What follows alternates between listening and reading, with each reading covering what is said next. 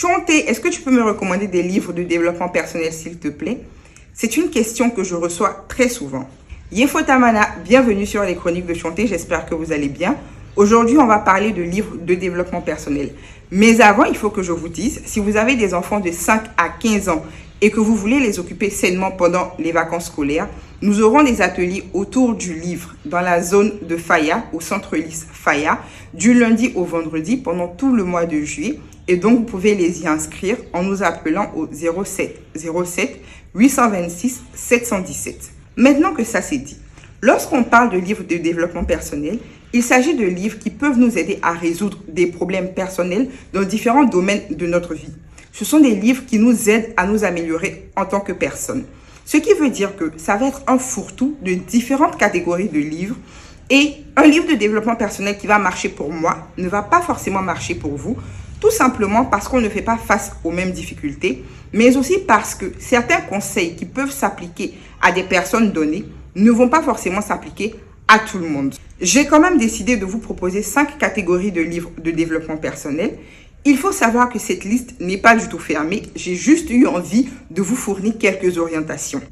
Numéro 1, les livres qui nous aident à mieux nous connaître. Dans cette catégorie-là, je pourrais recommander 2 livres en particulier.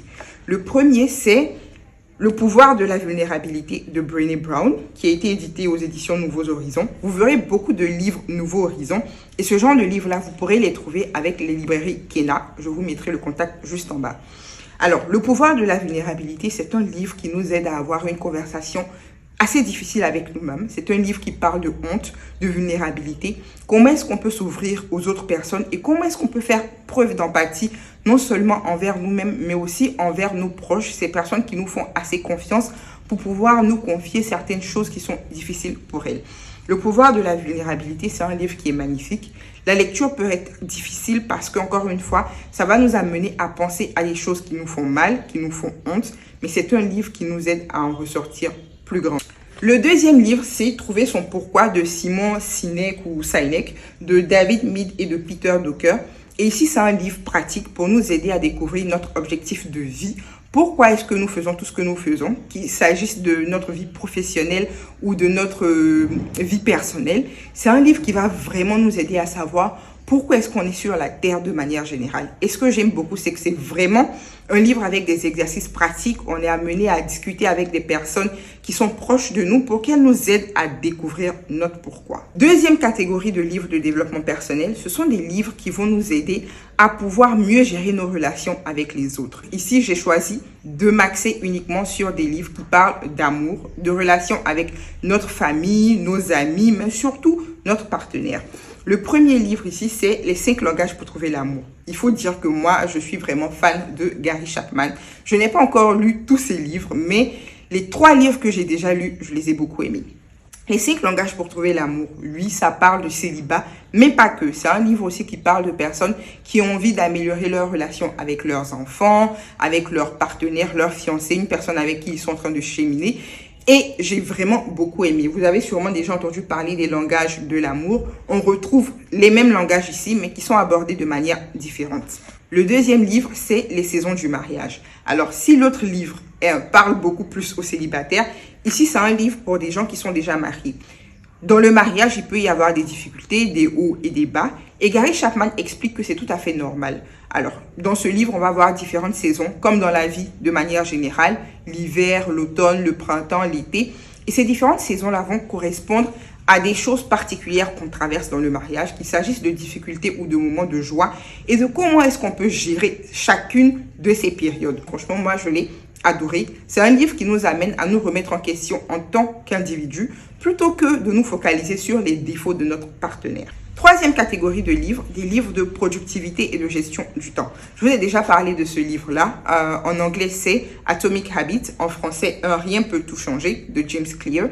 Et qui est un livre qui nous aide à adopter de meilleures habitudes, qui nous rappelle que si on a envie d'atteindre un objectif qui est immense, il faut juste commencer petit et avoir vraiment une meilleure discipline, de meilleures habitudes, de toutes petites habitudes qu'on va appliquer de manière régulière. Et le deuxième livre, c'est L'art d'aller à l'essentiel de Leo Babauta, qui est un livre qui nous aide à redéfinir nos priorités, à éliminer le superflu de notre vie, à nous focaliser sur ce qui est le plus important à apprendre à dire non également.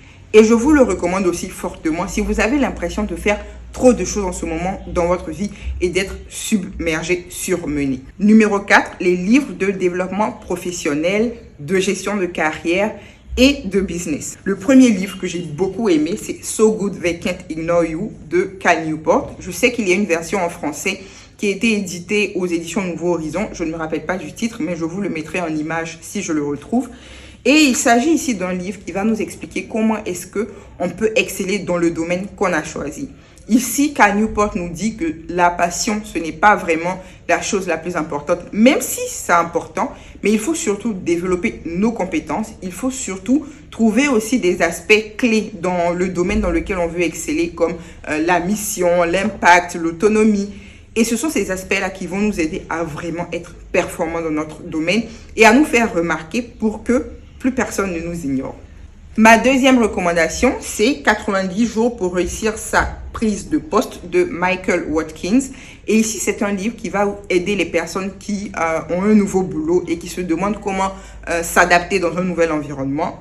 Je l'ai lu au tout début quand j'ai commencé mon boulot actuel. Je ne l'ai pas terminé, mais le peu que j'ai lu, franchement, j'ai trouvé que c'était assez intéressant. Donc, si vous vous apprêtez à faire un changement de carrière ou juste de poste, je vous recommande définitivement de lire ce livre-là. Et le troisième livre, qui est un livre de business, c'est Imite, le mythe de l'entrepreneur revisité.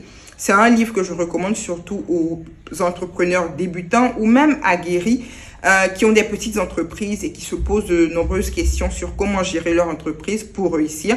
Il parle ici des différentes raisons pour lesquelles justement certains entrepreneurs ne réussissent pas, peut-être parce qu'ils ne savent pas s'organiser, ils ne savent pas comment déléguer dans leur travail ou bien parce qu'ils ont été passionnés, qu'ils se sont dit qu'ils vont passer de la passion au business et que ça ne s'est pas passé comme ils s'y attendaient. Donc, je vous le recommande définitivement si vous êtes un entrepreneur ou si vous avez envie de vous lancer dans l'entrepreneuriat. Numéro 5, les livres de gestion d'argent. L'argent, c'est très, très, très important. Mais malheureusement, on ne nous apprend pas à l'école comment est-ce qu'il faut le manipuler, comment est-ce qu'il faut le gérer pour s'assurer de pouvoir se construire un bon avenir, un avenir durable, financièrement parlant. Alors ici, je vais recommander La psychologie de l'argent. C'est un livre qui nous aide à comprendre pourquoi est-ce qu'on se comporte d'une certaine manière par rapport à l'argent. Pourquoi est-ce que certaines personnes font des paris alors qu'on sait que les paris ne permettent pas vraiment de devenir riches? Pourquoi est-ce que certaines personnes gaspillent leur argent? Donc, je le recommande fortement à toutes ces personnes-là qui ont envie de mieux gérer leur argent et qui se demandent de manière générale pourquoi est-ce qu'on a différentes réactions par rapport à l'argent. Le deuxième livre, c'est un classique qui a souvent été critiqué, mais que moi j'aime beaucoup parce que je trouve qu'il m'a aidé à voir l'argent et les dépenses de manière différente. Donc, il s'agit ici de Père riche, Père pauvre de Robert Kiyosaki, dans lequel il explique comment est-ce qu'ils pensent que les riches gèrent leur argent et en quoi c'est différent de la manière dont les personnes qui souffrent, qui ont du mal à gérer leurs finances, donc des personnes qu'ils qualifient de personnes pauvres, gèrent leur argent. C'est un livre que j'ai beaucoup aimé parce qu'il met aussi l'importance sur la connaissance, sur le fait d'apprendre même à gérer de l'argent parce qu'on ne nous l'apprend pas forcément à l'école. Comme je le disais, on pourrait rajouter encore d'autres types de livres dans cette liste. On a les livres de spiritualité qu'on pourrait mettre dans les livres de développement personnel. On a aussi des livres qui peuvent nous aider à acquérir des compétences assez particulières comme comment parler en public, comment négocier, etc. Donc, je pourrais faire, Inch'Allah, d'autres vidéos pour parler un peu plus en détail de livres de développement personnel. Mais il faut savoir que ces livres ne sont pas des potions magiques. Il ne suffit pas de lire un livre de développement personnel pour que votre vie change du tout au tout. Il faut lire, prendre les conseils qui s'appliquent à nous et surtout les appliquer sur une longue période. J'espère que vous aurez pris plaisir à regarder cette vidéo, que certains livres vous seront utiles et puis je vous dis à la prochaine, Inch'Allah. Wabé!